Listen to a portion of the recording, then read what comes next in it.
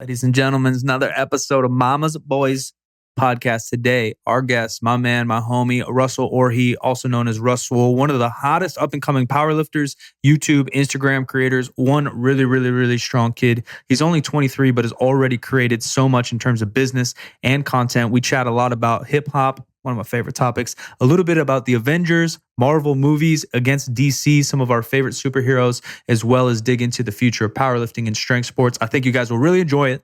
Give us a rating review. Turn that volume nice and up, nice and high, way up. I hope you guys enjoy the episode.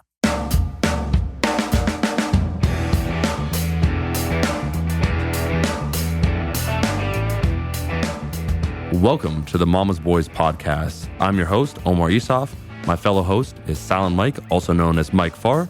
We have merchandise available for Mama's Boys podcast at mamasboyspodcast.com, as well as you can sign up for our Patreon, where we give exclusive bonus episodes and other content on there. You can find that as well on mamasboyspodcast.com.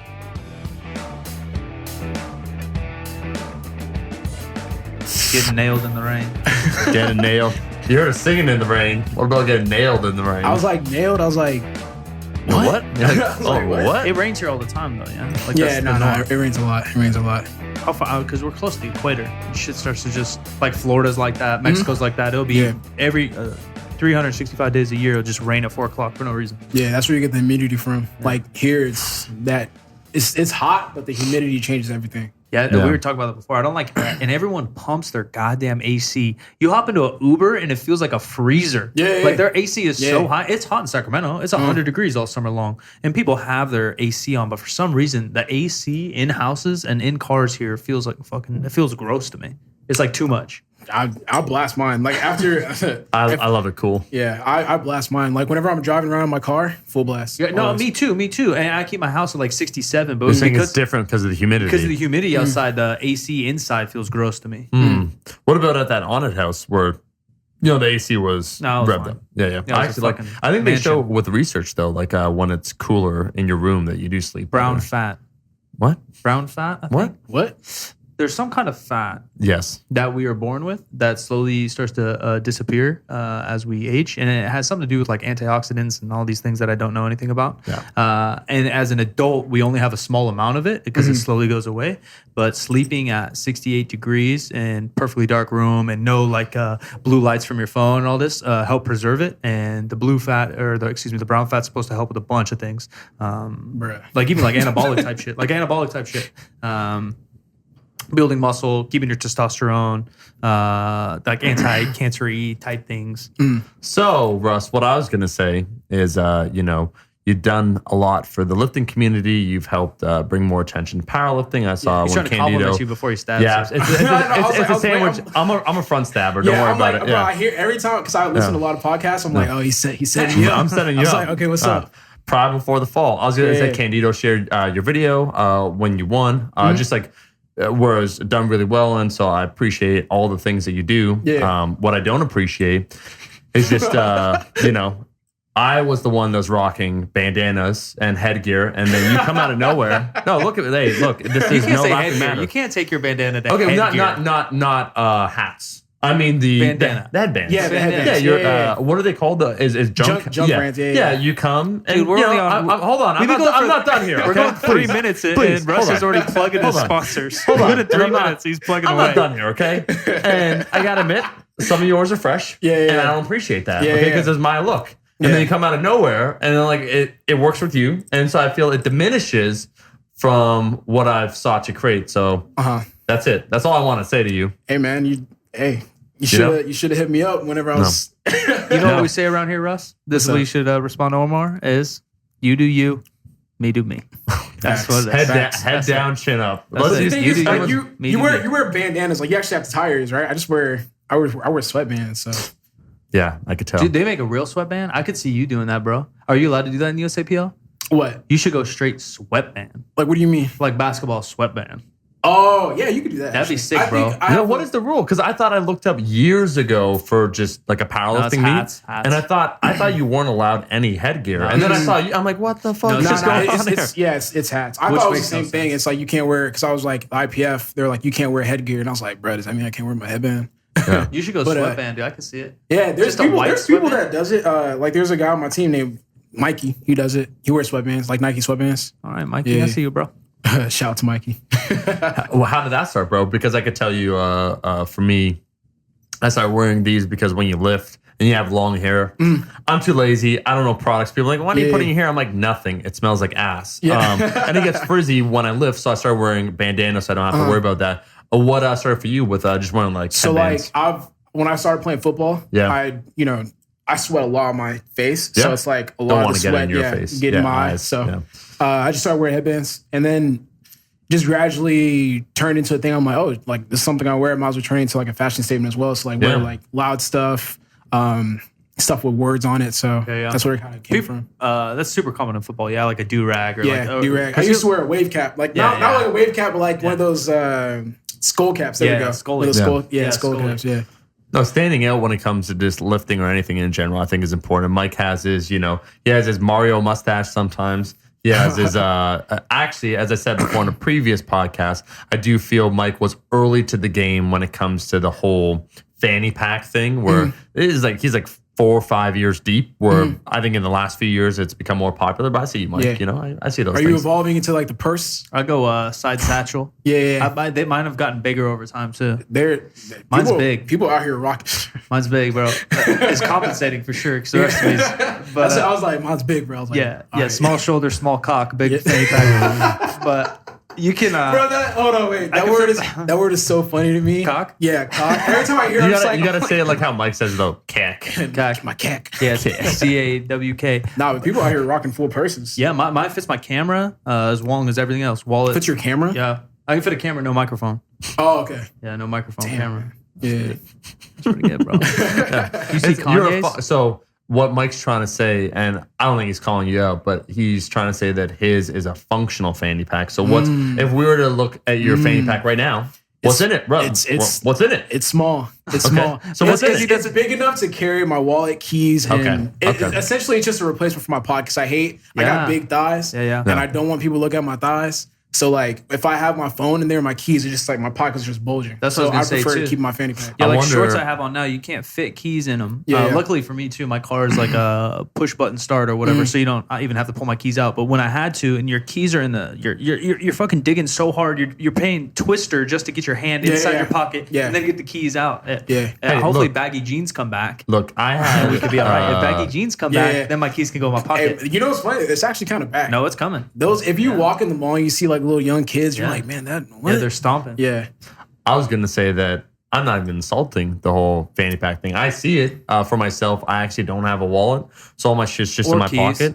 Yeah, and it could all just fall out. I see the functionality of the fanny pack. Okay, I just haven't found the right look. You know, people been clowning me though. Really? Yeah. People like negative or really?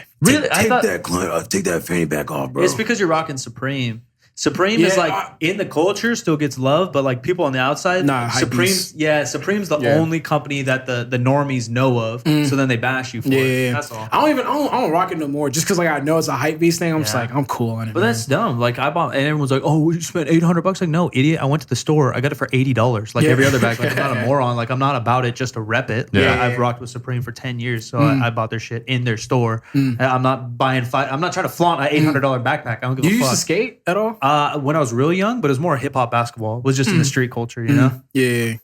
Because I remember like a lot of people hated Supreme just because it was like, I think it was more so like people just like, yo, Supreme is like that fake skater shit. I'm like, Because I used to skate a little bit. So I used to wear a lot of that box logo stuff. Yeah. So all the companies I like the Hundreds and all these, like they technically all come from skate brand, but they're like intertwined with hip hop. Hip hop's intertwined with basketball. Let's all just chill out. You know, all these people need to chill. It's funny how like a brand changes over time, its reputation. Where sometimes like even let's just take Converse for instance. It's like who wears it. Then over time, maybe the marketing changes. Some people start adopting it. It becomes integrated and you know just a whole different niche. Tommy Hilfiger was like high fashion. Then it was like hip hop. Then it was like preppy. And then now, for a second there, it was about to make a hard comeback. A couple, probably within the months. They just last few months, yeah. They just probably didn't. Didn't it's fully wild. Execute. It's wild how that whole thing happens. Like even, what were you saying, Mike? Before was it Polo or something? Where Polo once again was like a higher end thing, and then it goes through a whole bunch of cycles. I don't know if Kanye award. I think it was a part of it. Yeah, I think it was a part of it. I think he definitely helped. But there's a bunch of guys rocking around that time. Yeah, I walked a lot of Polo. It's still my go-to. Like if I'm gonna go to like something that's nice but not that nice, like you can never go wrong with a Polo. I don't even remember the last time I wore a Polo. Yeah, because it don't fit those arms, bro. So if you gotta represent, what are you gonna wear? Like represent what though? Like you're going out, you want to look fresh. Oh, I was talking about like going to like a wedding. Oh, okay. Yeah, I was going to a club. Yeah, I was like, I don't go to weddings. Yeah, I'm not going to a club. I'm going golfing. I decline all invitations. I'm talking like golf or like family, family Thanksgiving. I'm wearing a Polo. You know what's funny? I keep it simple. I just wear a shirt and jeans. Some like tight. Like you know how they do it these days. No, I don't, bro. You tell us. You're the young guy, dude. Yeah, tight. It's just like it's just a shirt. You know, probably has some holes in it. You gotta pay extra for those holes. Yeah, that's that's the real one. And like maybe even it's funny because like you could wear ripped jeans now to like. Actually, no, I'm not gonna say that. You can't wear it to a wedding. I was gonna say maybe. I think it depends where you go club wise too. Like I don't know clubs. I think it's also the type of wedding. Texas. Yeah, for sure the type of wedding. But like you go to an LA club or even a Vegas club. No, you're good. Yeah, you're good to go. Sacramento is super tight. Like you need polishable shoes. You need all this stuff. Yeah, if you're not wearing ripped jeans or like a shirt that's ripped, you're probably whack. Like you can't just pull up and just like something just straight up. It's gonna be like, yo, like nah. Yeah, I don't know. I just feel it's just funny because like my dad used to always clown me about that kind of stuff. It's like you're paying more for something that has less. Just like looks cool. Yeah, looks cool. Dad has a good point. You know, I'm just saying. Then again, I wear the exact same thing over and over. When we packed actually for this trip, like I packed like a pair of shorts, a pair of black jeans, a black shirt, and then 50 pounds of podcast gear. I'm like, all right. Why are you guys in Texas? You just pulling up? Don't worry about it, bro. My fault. I was visiting you. Is that a problem? He just hit me. He's like, yo, we're in Texas. I was like, what?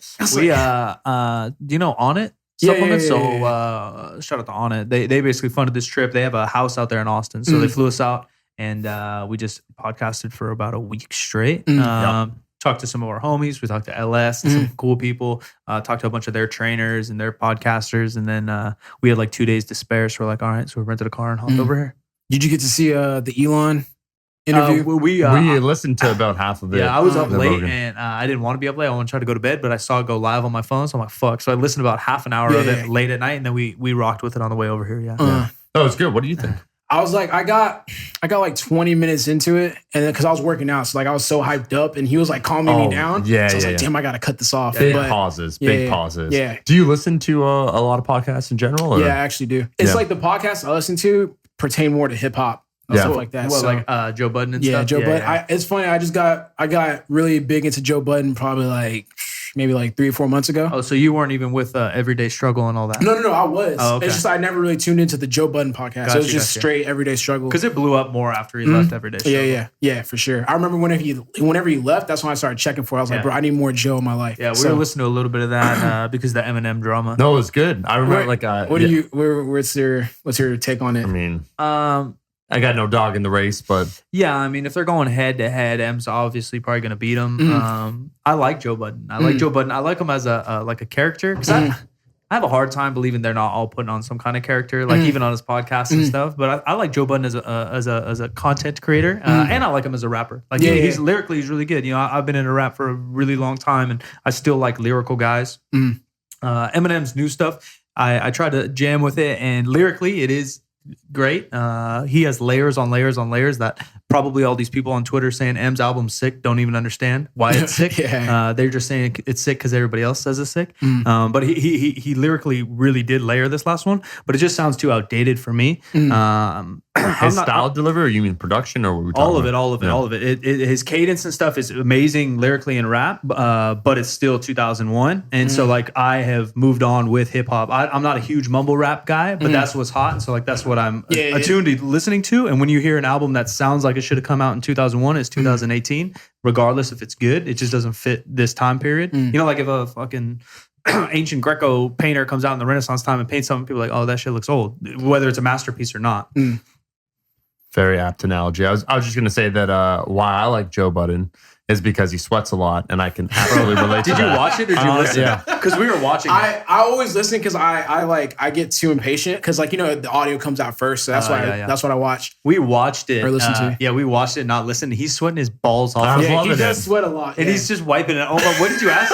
You asked, is it raining or something? Because he was literally... I said, what? Did you just... I said, yeah, did you just come outside? Or did he spill or something? Yeah, and you're like, no, man, I'm like, I can relate to that. Yeah, he's sweating his face If you watch his content, like, he does, like, the pull-up or whatever, like, he does sweat a lot. You can see, like, through the hole in his hat, he does sweat a lot. That's so funny. What do you stand? What do you got on the new M album or the beef? I liked it. Like, I'm not a huge M fan just because, like, he just talks about stuff that I personally don't really relate to, but I can recognize the fact that, like, structurally and lyrically, like, he's really, really good. But, like, I always say, like, Jay-Z, I feel like is a better overall artist because he was able to withstand the test of time. Yeah. So it's like he didn't really have like too much of a drop-off period to where like M has dropped like... Even 444, even though it didn't get love, that much love, I still think it was an amazing album. It didn't get love because of the day and age we listen to. There's not, like a lot of albums aren't really evergreen just because we talked about it in a different one. You can't buy an album and play it. You're just like switching songs all the time on Spotify. So it's harder for an album to last. Yeah. Same way. Have that impact. Yeah, harder for a video game to last, harder or anything. And I agree with M,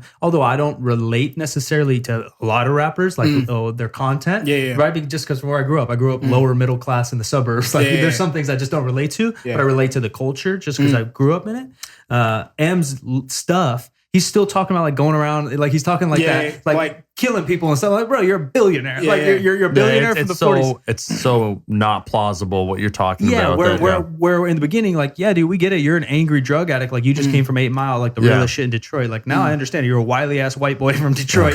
But now you're not. The thing is, I think as a rapper, like, if you have believability, so it's like Jay-Z has his content has morphed as he's morphed. So it's like before he was rapping about drugs and all that. Now he's rapping about like business deals and buying paintings and stuff. But like, you still feel it. Yeah. That's where like that's the test of an artist.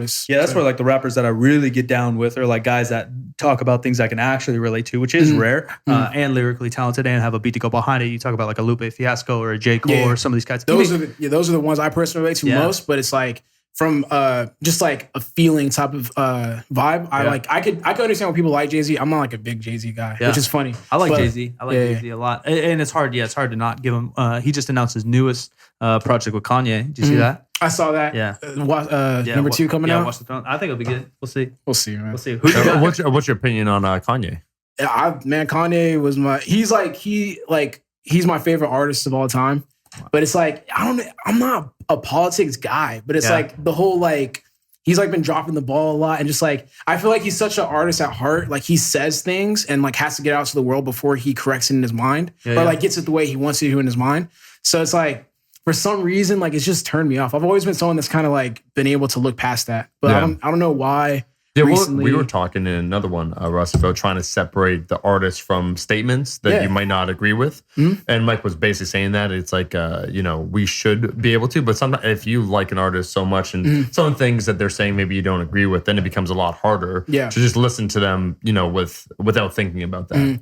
I think because before his music was so good, I'm like, he can say whatever. He can say some crazy shit. Yeah, he can say whatever. Like I was riding with him through that whole Yeezus thing where he was complaining about fashion and all that stuff. And I was like, yo, man, this new Ye is so good. And it's just, I guess as the music is slowly, it's not like it's gotten bad, but it's like not as good as it was before. So now when he makes these statements, it's like, your music isn't even backing it up. Like if you had a banger, then that'd be different. Yeah. It's like, I'm good on it, man. Who you got then for maybe Kanye's maybe your favorite all time, although a little weary of the last 2 years, 3 years. Who's kind of like the top 5 or some artists that pop in your head that are you can really relate to? You really always rock with. My top 5 changes like a lot. Yeah. So I just go off of like what I listen to in the gym for the most part. My favorite artists I listen to, Pusha T, Tyler the Creator. Like new Pusha T, or are you into some clip stuff? Old clips, Pusha T, new stuff. I still like his new stuff. Bangs. Yeah, that's nice. I'm trying to think who else. But that's another one. Like all he does, and it's a meme, but all he does is talk about selling cocaine. Like I don't relate to that, but I love a lot of his music. He just paints the picture. Like, no, he does. He tells a good story. I agree too, but I've seen cocaine, but I've it's been like 15 years since he's also like. He might. 20, I don't know, dude. He's a thug. He might still sell cocaine for fun. He always hits at the fact. He's like, I think he's still in it. Like, yeah, I think so too. He just moved from the corner dealer to the top dog, but he might still be in it. Yeah. Who else? I've been on a Biggie kick again recently. Like I go through Biggie stuff like and Big that. L. Like for some reason, like I'll just have stints where I'm just like I'm throwing it back all the way. So like Biggie, Big L. There's another person I was listening to on the way here. I forgot. It was like an old school rapper. Big Pun. There we go. Okay. Yeah, I've been like throwing his stuff back too. So. What about Mike's boy that no one's mentioned? Mike's rapper's Riff Raff. You know, it's funny. I was doing during my workout too. Judo chop. I don't know anything about Riff Raff. Oh, for real? I mean, I know who he is, but I don't know any of his music. That's how Omar's making fun of me. It's funny, man. Yeah, he's a meme, man. Yeah. It's like at first I'm like, man, this is so stupid. And I was like, damn, what does he say? No, Connor unironically likes ironic things. What's up? And act like I don't know. Yeah, act like I don't know nobody. He's funny. Like he was on this TV show. That's where I knew him from. I was like, oh, he raps. I was like, that's stupid. And I listened to it. I was like, damn, this beat kind of hard. Yeah, he is funny. Yeah, it makes me giggle.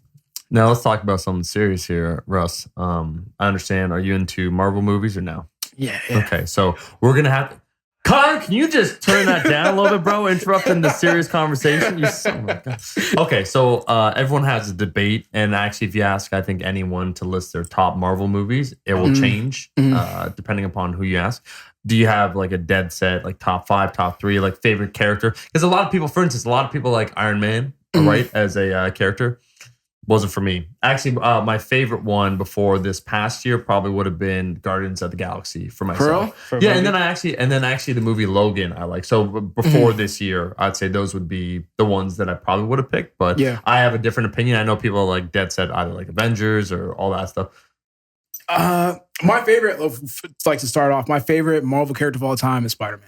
Like I've always loved Spider-Man, just like his story, like standing up for the little guy, how he was a teenager, yada yada. So which one, bro, for the movies? Because now there's 3. For the there's more, right? Three different iterations. Yeah. I would say. Are you a Toby guy? Or are you Andrew Garfield? I think the new guy's better than Toby. The thing is, like, I'm of that belief too. I think the third one, like, I think he masters all aspects of being Spider-Man, like Peter Parker and Spider-Man. Andrew Garfield was like a good Spider-Man. Wasn't a great Peter Parker. Yeah. And what's the other guy's name? Toby. Toby. He was a good. I don't know. He's that one. He was weak. Yeah. He kind of brought Spider-Man back into prominence, or like he introduced Spider-Man into popular pop culture. But I think that's writing and directing. Yeah, I think that's writing and directing that fucked up Toby. Yeah, because it started to get real weird in 2 and 3. Two's the best. Yeah, 2's actually 3 the best. Started to get weird. 3's the one that just falls apart. Yeah, he goes emo. Yeah. Tries to combine too many things and all falls apart. I just remember when I first watched it, I'm like, isn't Spider-Man supposed to be like a teenager? I was like, this guy looks kind of older. And like I felt like he didn't talk as much whenever he was like Spider-Man. You know, Spider-Man's like really witty, very childish. Yeah, they made him too nerdy as Spider-Man. And as Peter Parker is a nerd, but he's witty as Spider-Man. Yeah, you're right. Yeah, they what's the name of the new actor that I don't know, but I like Homecoming? Tom Holland? Yeah, Tom Holland. Is it? Yeah. Where he where he's like that spastic. He's oh my God, like how he says it's like it does really feel. Yeah, and it also has the vibe, I think, a little bit more of New York. Mm-hmm.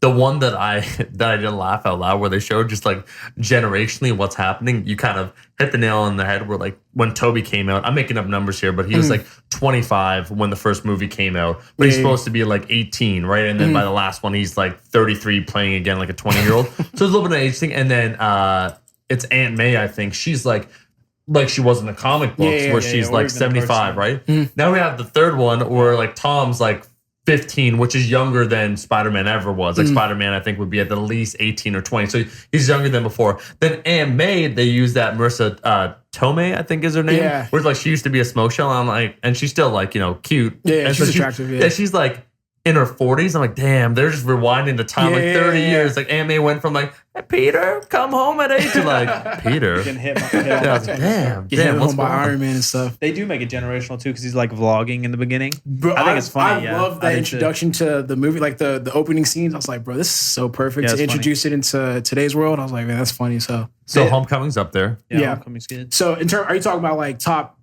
5 Marvel movies? Yeah, movies. Yeah, you don't have to put them in order. Yeah. Don't worry about that. Yeah, Captain America #2. So like the first one, or as a character. Actually, Winter Soldier. You mean? Winter Soldier and Civil War. I think Civil War is hella good. I actually went back and watched the first Iron Man. I'm like, damn, this is fire. So where they it just his character a little bit. It's he is kind of like that in the comics. So do you read any of the comics? Nah, but like I've been kind of like reading up and like watching videos and like getting a better understanding of how the comics were. to see the characters and stuff like that. But so sometimes when you read something, you're like, I don't know if that's an adaptation. It's like I feel with Iron Man, it's like Robert Downey Jr. plays Iron Man, obviously, but he puts so much of himself in it. It's like a performance of Robert Downey Jr.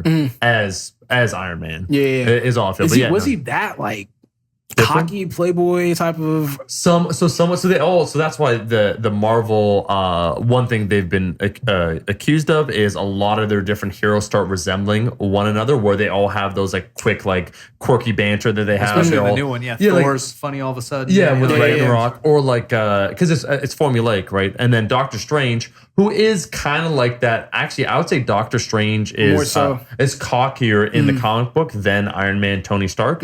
And so, but it's like, what are the big differences between Doctor Strange in the comic book movies versus Tony Stark?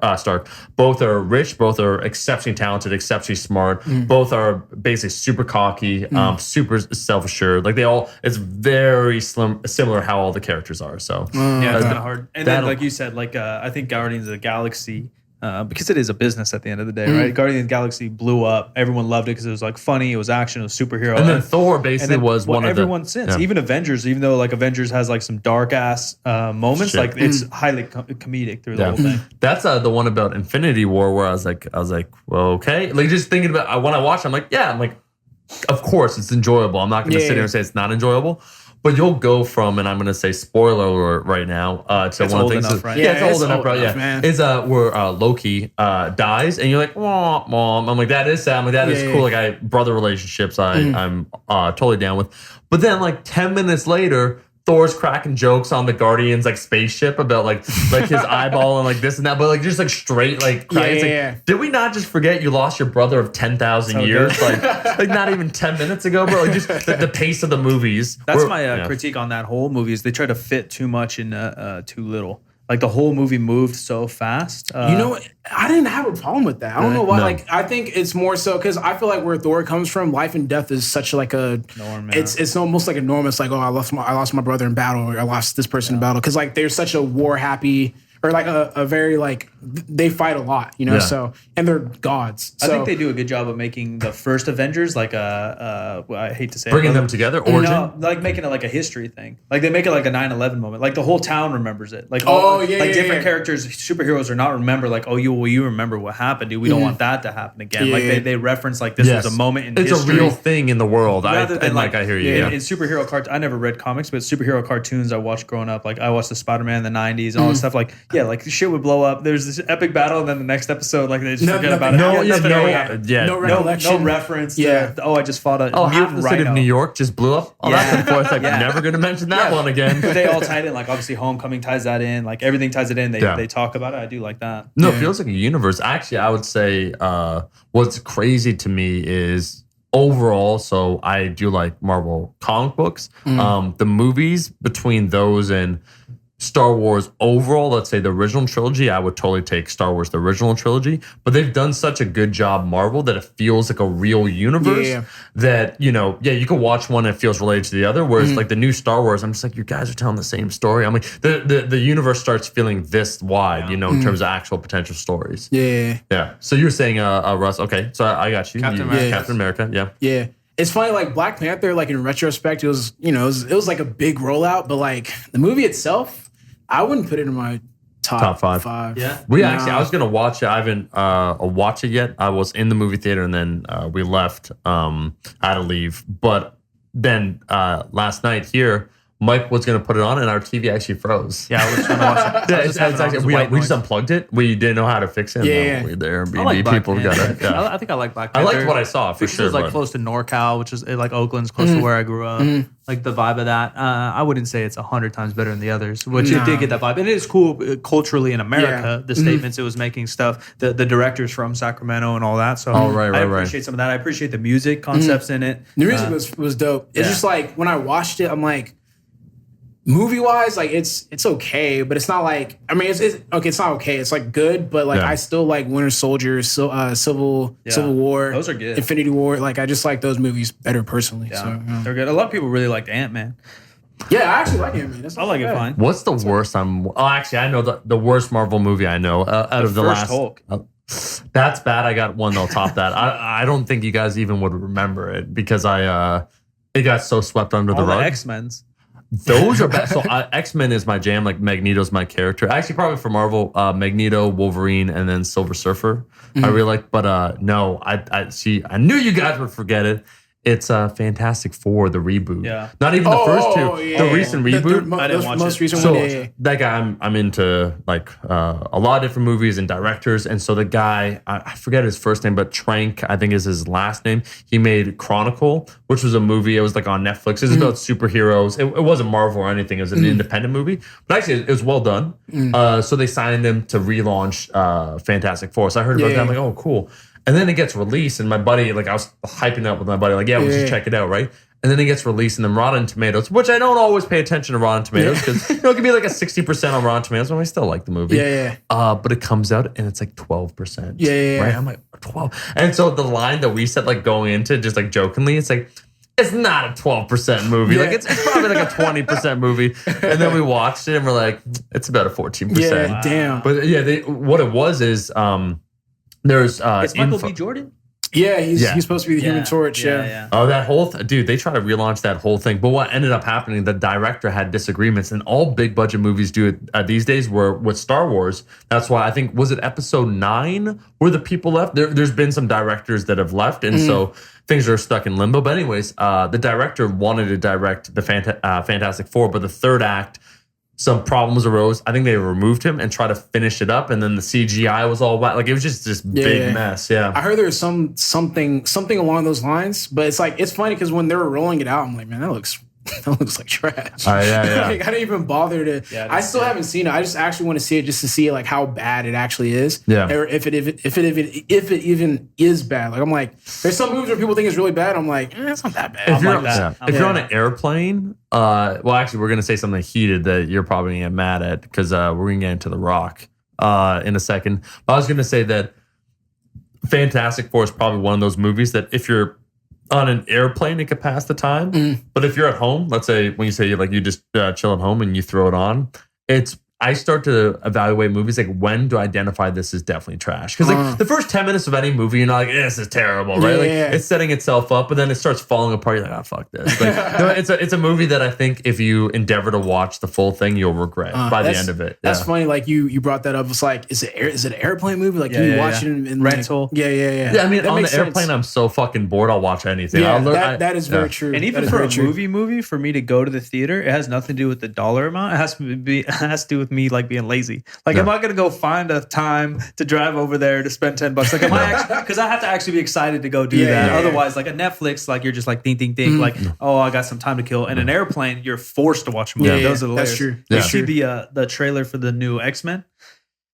Oh, did it come out? When? I think soon. They're adapting. I forgot what it's called. Mutants. Phoenix. Something. No. It's like a horror film. Oh, they're taking like it seems cool. Yeah, they're taking like a whole new path on it, which I think is cool because that's kind of like again going to Guardians of the Galaxy. They're like, all right, so we're taking this sci-fi superhero world and we're gonna actually make it a comedy, rather than like Iron Man is kind of funny, but it's not really a comedy. Like he's just kind of a dick. Where this is going superhero.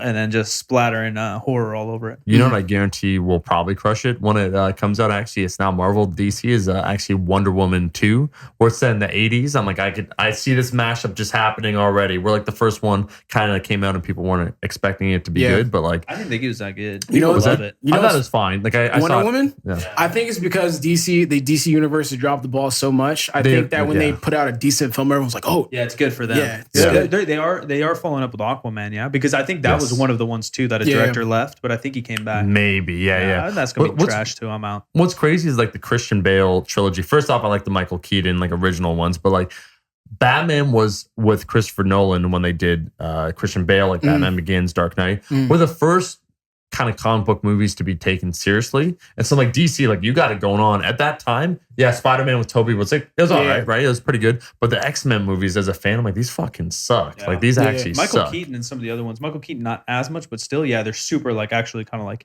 sure time period. But even still, they're like comical. like they're made to look like a comic, like you said, rather than Nolan trying to be like, let's make this feel for real. A little more realism. Yeah, let's make it feel real. And that's kind of what I like. I like more real shit. Yeah. I do like some fantastical stuff. I just wanted to finish up on that plane conversation by saying the worst movie I watched on a plane because the dude can't act to save his life was Justin Timberlake was In Time, I think it's called. It's like that's the worst ever movie you've seen. So all the other ones that I picked, like at least I was at, man, I watched some shit like Daddy's Home with Will Ferrell. At least, at the very least, let me laugh. I'm like, this is just I'm into, future sci-fi where shit's bad, where it's dystopian, and that's cool.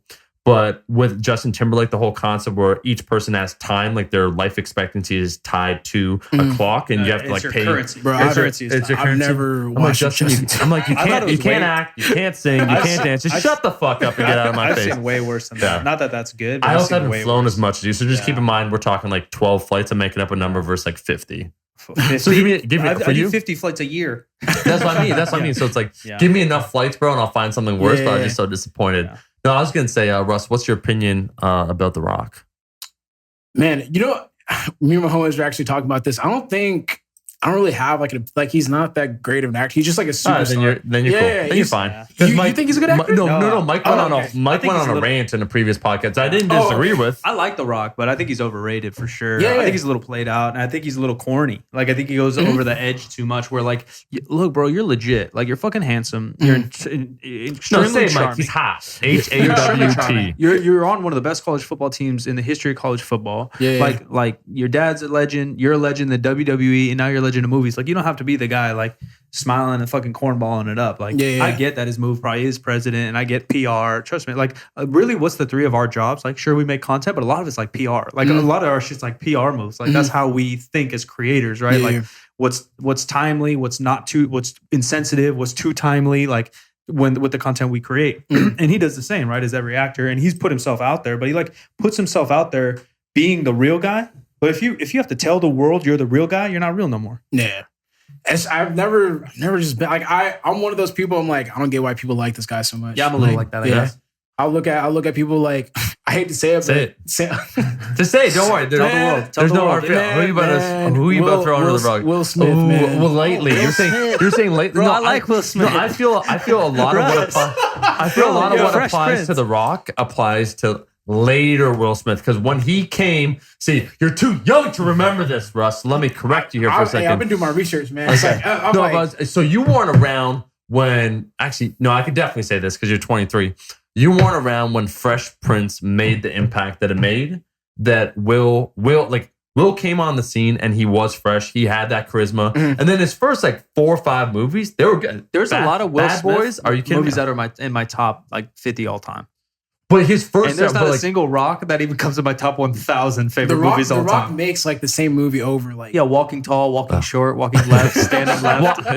I was gonna say, so if you want to talk Will Smith in the last 10 years, like you wouldn't put any of his last 10 years of movies like Pursuit of Happiness. Is that up in there? That might be like 2006 or 7. I got defend yourself. Okay, no. I got a question. Would you put Will Smith in that pantheon of actors like Denzel? No, I mean Denzel. Not, yeah. Thank you. Because I was having this conversation with some friends. They're like, "Yeah, man, Will Smith is right up there with Denzel." Yeah, Denzel can play. No, Denzel can play Malcolm X and kill it. When I said this before because I'm a big Muhammad Ali fan. When Will Smith played him, and I know Mike said you thought he did a decent job. It's like, man, Muhammad Ali was a figure. I'm like, he didn't. When it came time for that level of seriousness, I think Denzel's on the A list of actors, like top all time. Like he's right up there. I think Will Smith is a fine actor. Yeah, he's not bad. I'm not gonna put him up there with some like people that are actually. Yeah, Denzel's amazing, and I'm a Denzel fan too. And you can also be fans of people that aren't amazing. Sure, I just think there's so many Will Smith movies that I go by and I'm like, Mike, damn. name a few of them when you said like they're all like Men top in Black. 50. I love all the Bad Boys. I liked I Am Legend. I probably wouldn't throw that in my top, but I liked it. That's a great movie. I like Pursuit of Happiness a lot. Yeah. I like even though it's one of his shittier ones too. I just rewatched it. 7 Pounds.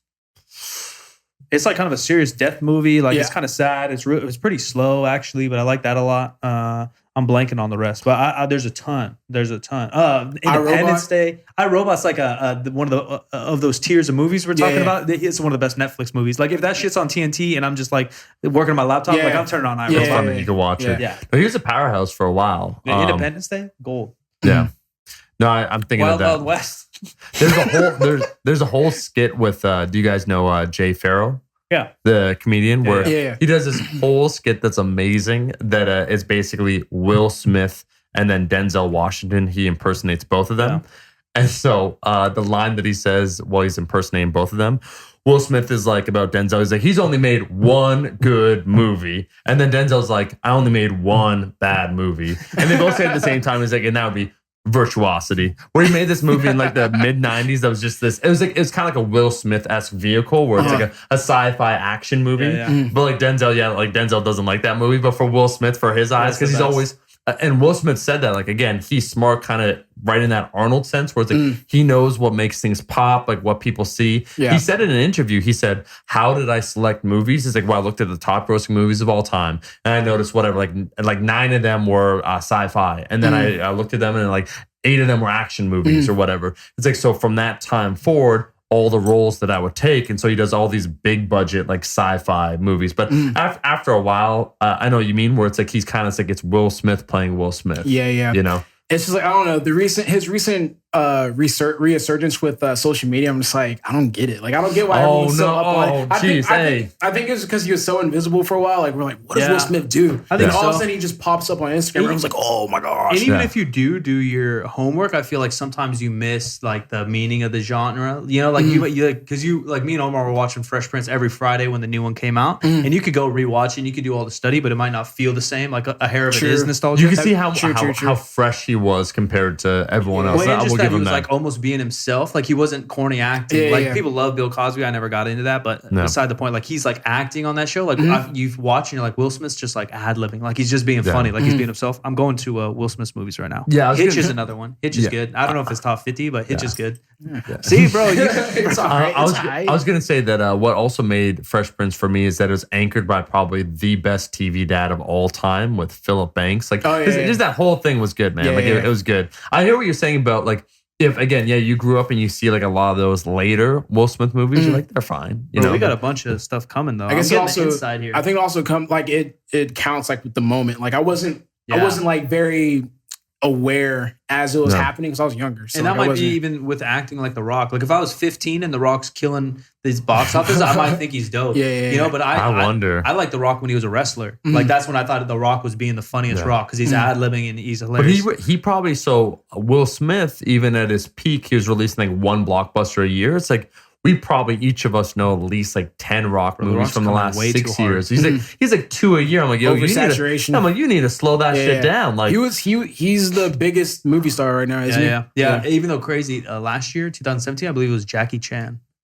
What? Well, how did they evaluate that? Most money made worldwide in the year, highest grossing actor in that year, highest grossing actor in the year. Yeah. Because Jackie Chan's unique though because he has the like Asian market and then he has the Western. Where that's how The Rock won this year though. Yeah, it's because he did all these tours over in China and all these tours over in Europe. That Asian market's ridiculous. Yeah, like Jumanji crushed it over there. Like it did okay over here. Jumanji's actually it's not that bad. I like that movie.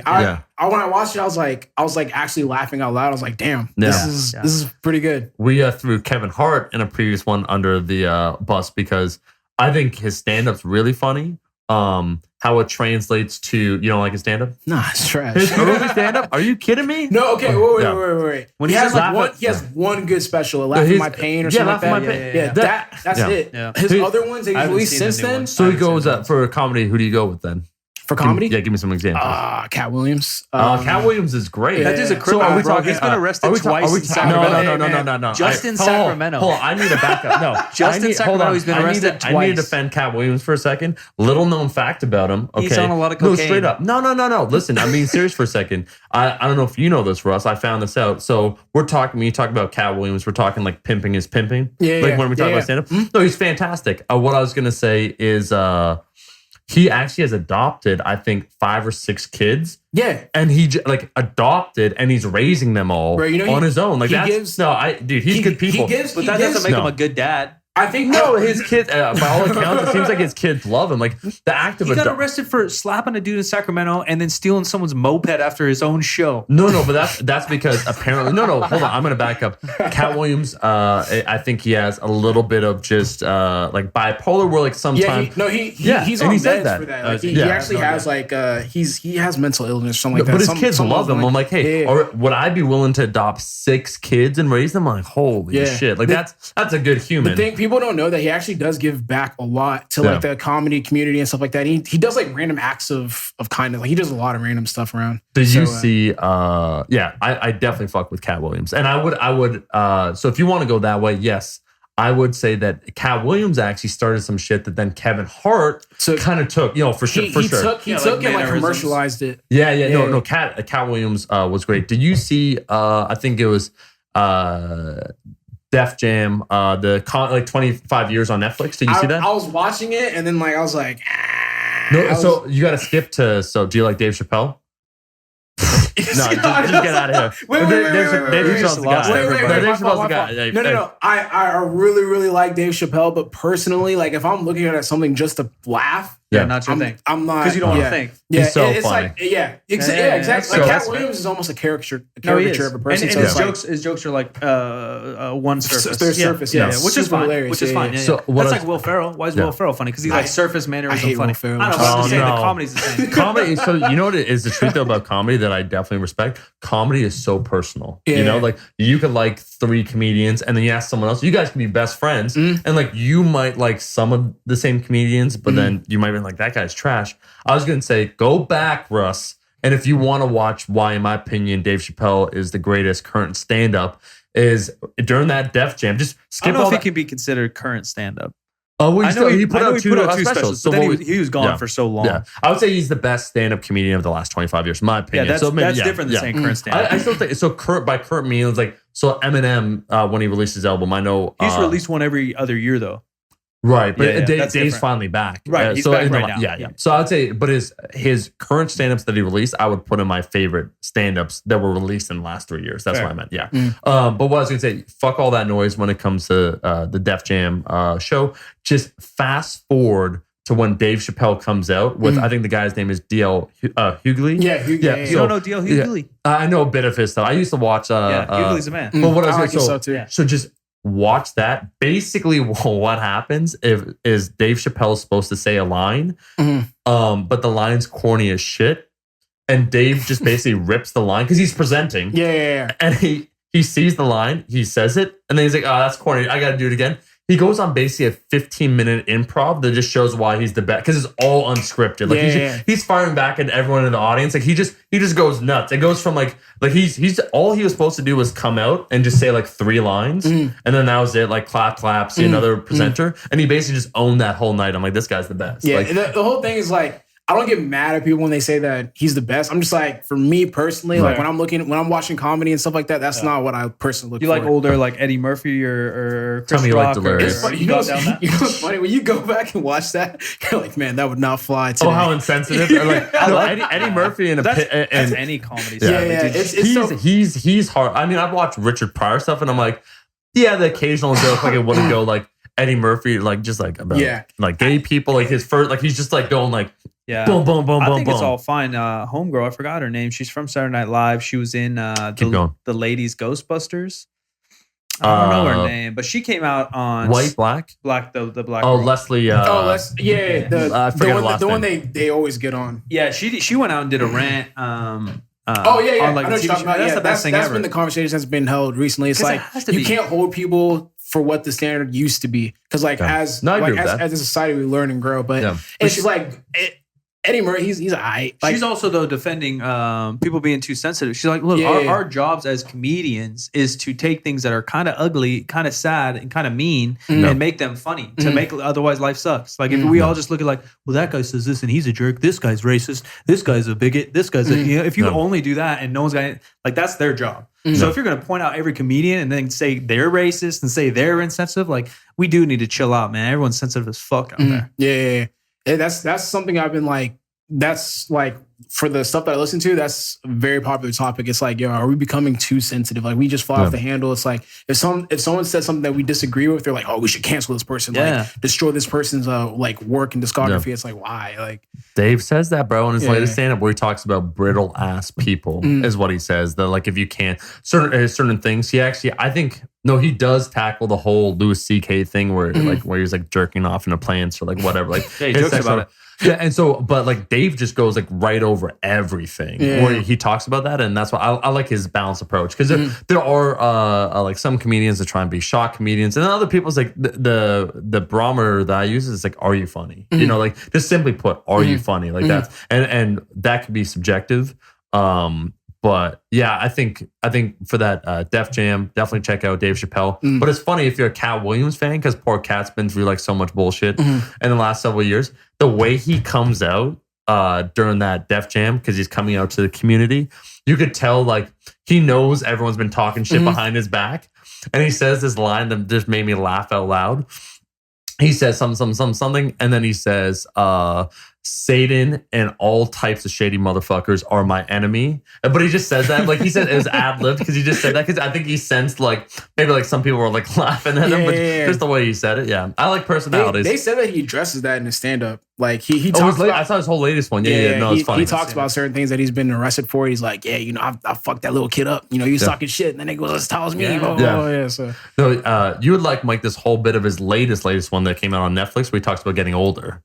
Yeah, it's good. I won't reveal any of it, but I think a lot of guys are funny. What about you for favorite? Like all time? Last 20 years. Let's say 10 years or whatever. I don't even know what 20 years anymore. Because some guys will come and go. Like Chappelle's probably top of my list. Eddie Murphy stuff, even Chris Rock stuff. Some of it's still so it like makes so much sense, even though he made it in like 1998. They're like Dane Cook's first thing, like you were talking about. Like some people have one like one good one. Yeah. Even Kevin Hart, I think his first one was hilarious, and then whatever else. Dane Cook's first one was hilarious. It was great. I watched this Filipino dude who's really popular. I forgot his name. Fuck, he was pretty damn funny. Is he fat? Recent? He's like pretty normal looking. Okay, he's pretty recent. It was on Netflix. I'm gonna mess up his name, but something Coy? Maybe. Maybe. Joe Coy? Joe Thanks, Coy. Connor. I've only heard like half of his, but it's funny. Recently, like Chris D'Elia, Theo Vaughn, those guys are all funny. I even think Rogan, not as a stand-up, but as a person, is funny. I tried watching a Rogan stand-up. It was brutal. He's brutal. You should go watch some of his older ones. There's one he goes off on some like biblical stuff. I forgot. It's probably like 2004. Like it's quite a bit old. It's pretty funny. Yeah. I agree. It's stand-up. He's whatever. I think he's funny as a person. I think Joey Diaz, same thing. His stand-up's kind of whatever, but as a person, I think he's super funny. It's weird how that works out, bro. Where like from the Chappelle show, Eddie Murphy's brother, Charlie Murphy, like he was funny in those skits. Rogan was a guy where I listened to some of his stand-up, and it was like where I was just listening, I'm like, oh, this isn't good. But actually, Charlie Murphy, where I saw some of the Chappelle show, I'm like, I think this is gonna be funny. And then he was doing it, I'm like, you are not your brother. Like just like I was just thinking about that. I'm like, this is not. Eddie crushes it back in the day. Delirious Raw, they're all classic. Yeah, really good. He was someone where he came right out of the gate, where he was actually like 18 or 19 on SNL. Here's a crazy fact that most people don't realize. If you have access, you watch any Saturday Night Live or no? It's not. Okay. Saturday Night Live has never been like that funny for me. It's like if they have a special guest, I might tune in just to like be caught up with like pop culture and stuff like that. But for the most part, like it's just never been. I haven't watched it in like 5-10 years either. Yeah, so like there's different periods where like they're regarded as classic, this and that. Eddie Murphy actually saved SNL, but this is a whole big random story where the producer and creator Lorne Michaels, he moved away from SNL. So when he came back, he specifically requested that those years that feature Eddie Murphy don't get as much play. They're not circulated. Like when you go on Hulu or whatever to watch episodes, they don't even appear. But he has some of the best, like you talk about stand-up, Mike, you should see some of his actual SNL little skits. They are some of the best of all time, but they're like nobody knows about them because they just have not been talked about because they're not released at all. So that's weird. Sometimes like when you say like sometimes someone's best work is when you least expect it, you know? And like, so even like, like Kevin Hart's a good example, man, where like, he's only been getting bigger and bigger, but I think we could probably all agree that his stand-up isn't as funny as it used to be, you know? I just never, he had one good stand-up and everything after that's just been kind of like, eh. Yeah. He's almost becoming just like just a personality. Like he's funnier in his other stuff. Like have you seen his YouTube channel? Like the LOL Network? Yeah. It's pretty funny. When he's doing the interviews in the ice tub, those are funny. Even his Instagram clips of him just dancing around or being a dickhead, like those are funny too. I agree. Like he's funnier as a personality than for me, like instead of stand-up. Like once again, like that YouTube channel where he's in it. I still need to watch the Skip Bayless one. He interviews Skip. That's brand new or newish, right? Yeah. I haven't seen that. Yeah, but he's in some other ones. He's funnier in that. He's ripping people. Yeah. He would like ask him like straight up quite like I forgot he asked someone like about like a scandal. Like he'll ask those questions. To their face. I like stuff like that. They're both in an ice bath. That's like the idea. It's kind of like a hot wings type or bro.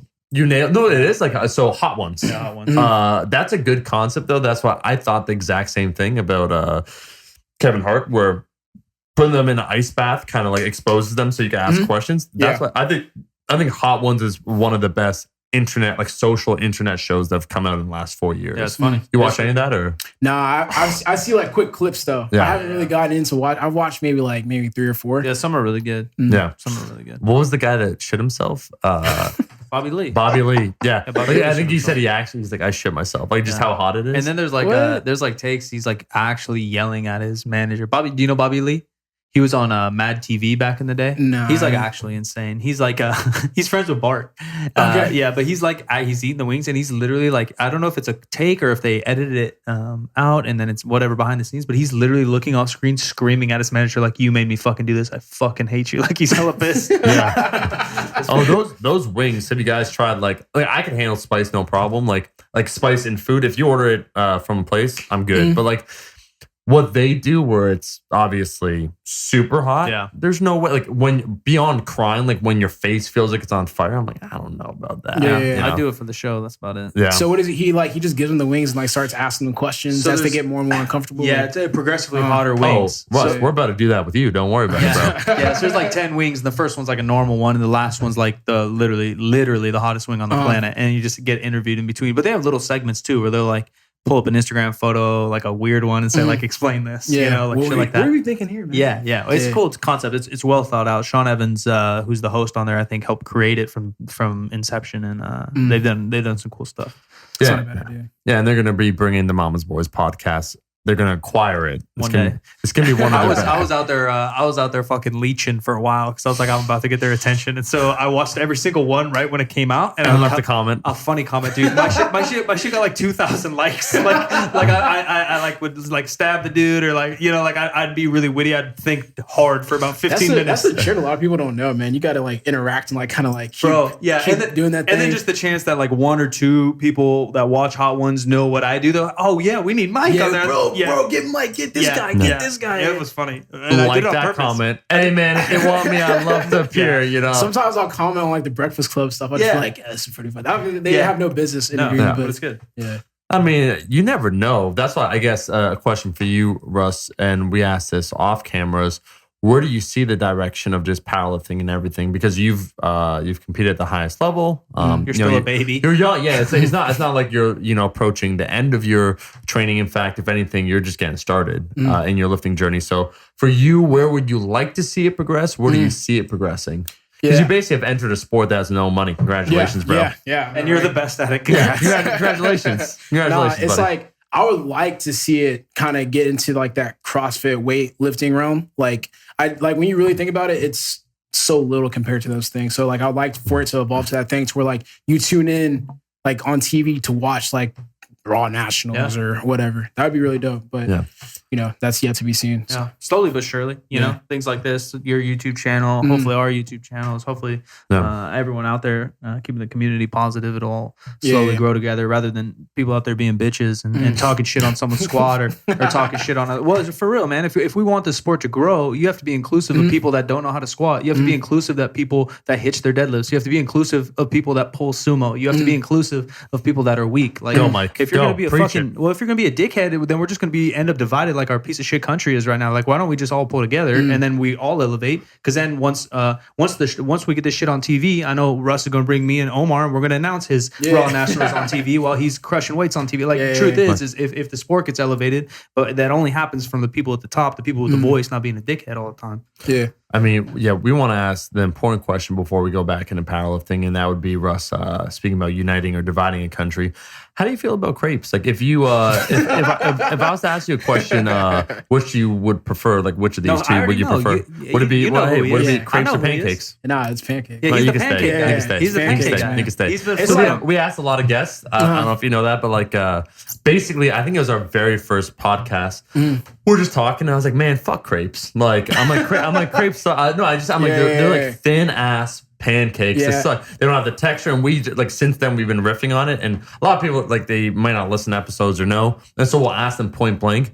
I would say, Mike, like 80% of people pick pancakes, but like there are some crepe people. No, people. I don't think they pick crepes, but they'll try to argue. Like, well, what about savory? Like, fuck you. Like I'm talking about a pancake. I don't want a salami on my. It's just too. Sometimes, like with a crepe, it's just like it's too eggy, man. It's like it's trying to be an egg. I just prefer something fluffy. Yeah, like me. You're getting lean though, man. I saw that bicep vein popping. I'll get fluffy for you, little buddy. Yeah. Wow. Mike right now is about 206 pounds. Oh, after that Whataburger?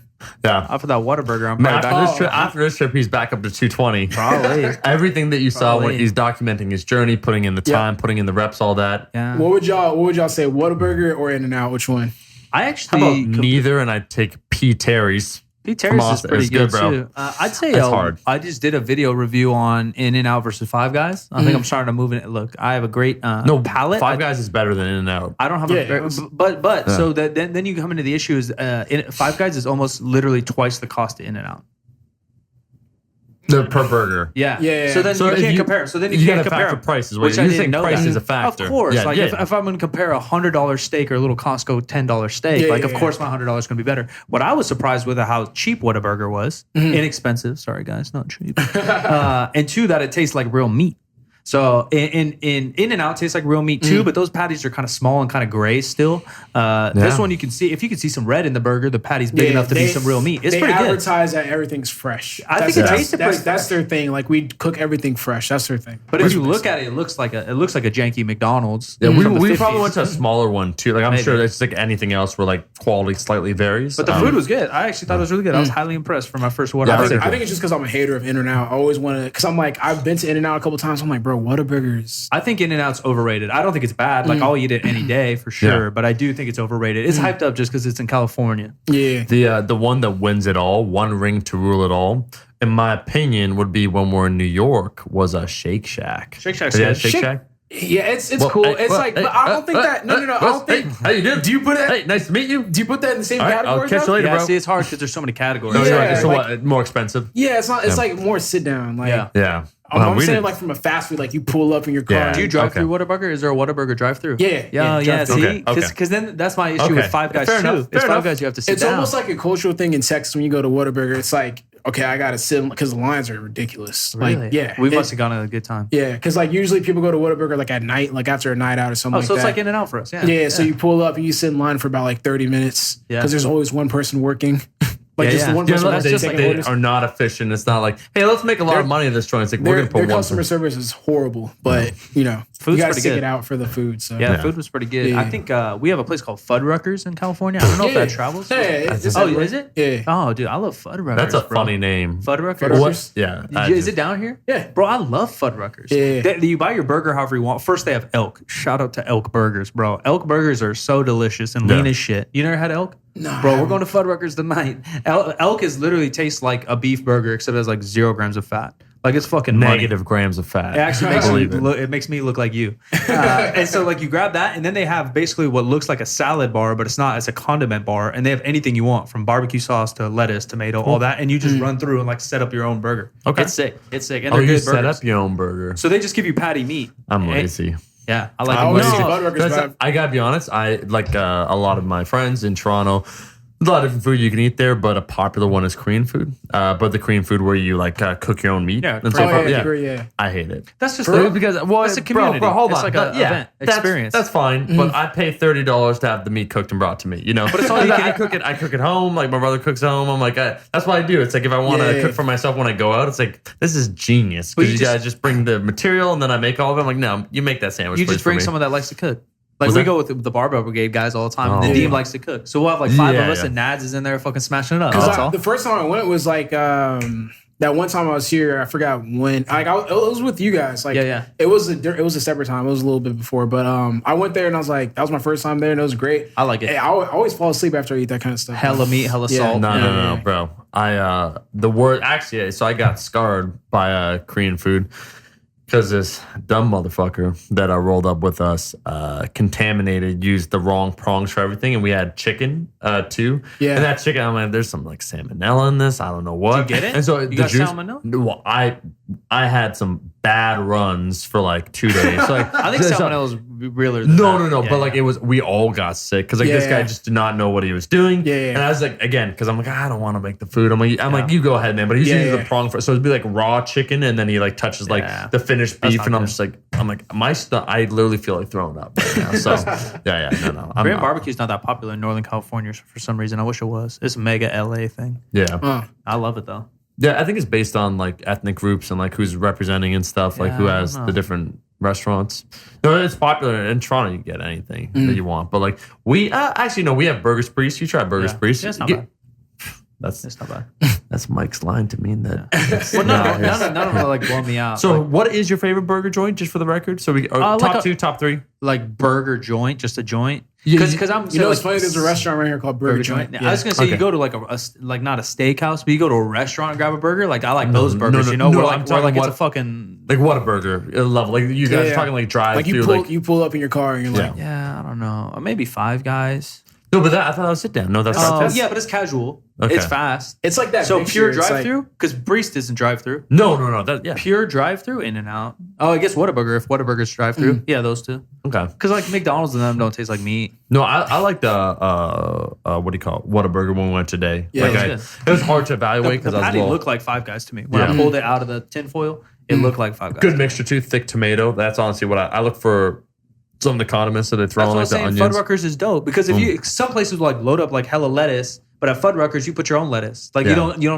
So it's like a it's like a Chipotle almost. Kind of, except the condiments are literally yours. You go and do it. So if you don't want any tomato, obviously you don't. Or you can do hella tomato. Because I'll go to some burger place and they're like, bitch, you got more lettuce than burger on this thing. Yo, I have had Fuddruckers. It's good. Never mind. It's good. It is good. Yeah. Man, that put my ass to sleep. Yeah. I remember, There's buffalo though. Is it just calorie overload, bro, or what? Well, because they got thick ass fries. You should try and drink 300 grams of sugar like I've been doing. Because like whenever I go and eat a burger, like I'm going to eat a burger, I'm going all out. Yeah, like I'm getting a shake, fries, like I'm loading it up. So it's like so much sodium. I think you order the burger by pound too. You can do like a double 1/3 pound, or you just go like half-pound burger. So you're getting a fucking piece of meat. There was one by my old apartment. I remember I was like, man, let me just try this out. I pulled up and you can do it healthy. You can go all out. The shakes are good. If I'm eating a burger, I'm only thing about Whataburger, the shake was good because I'm a fat kid. Like I'll like any shake, but like the shake wasn't like anything special. The shake isn't anything crazy. Yeah, and neither is In and Out really. Some people rant about their shakes. Their shake's fine.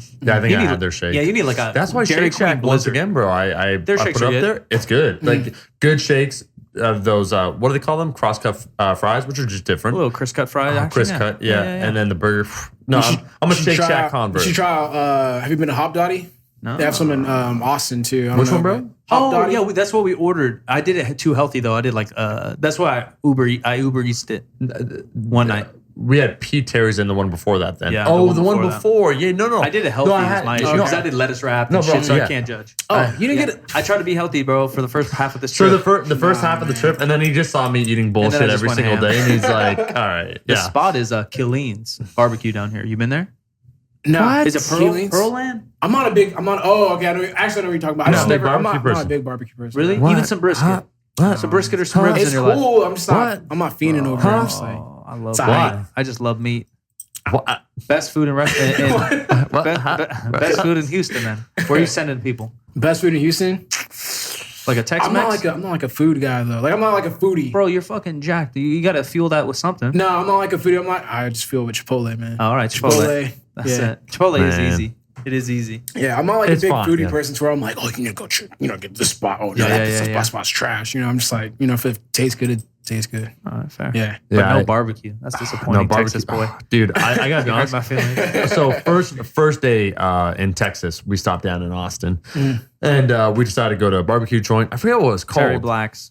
Thank you. Terry Black's. That's what everybody recommends. And so we went there, and just the first piece of that brisket, I was like, oh, this is so good. I forgot how good because we have I would say Toronto has a lot of good food. Mm-hmm. But obviously there's a tradition in the South here of the barbecue where everyone's just perfected it. Mm. It's the next level. And as soon as I try, I'm like, fuck, this is good. So I think we had like barbecue like 3 days in a row. And it was so good. It was so good. Yeah. No, I think you got to go by the area and what a place is known for. Yeah, that's why I try to pick up the culture. I try to eat whatever's. I don't know. I guess the thing is, like, since I live in Texas, I'm just like, barbecue's cool. It's all right. It's so used to it. It's like me and In-N-Out. Yeah, everyone's stoked to go to In-N-Out. I'm like, that's fine. Yeah, really want some we have this thing in Canada called poutine. Yeah, I'm just not about poutine. Yeah, so it's fries, and then you put gravy and then cheese on it, cheese curds, and so it's like it's just dense as fuck. But I'm like, the fries are soggy. That sounds lit. Yeah, people love it. People love it, but like again, from growing up, and it's like one of those things that's always there. I'm like, it's soggy fries with shitty cheese. I'm like, I'm good, man.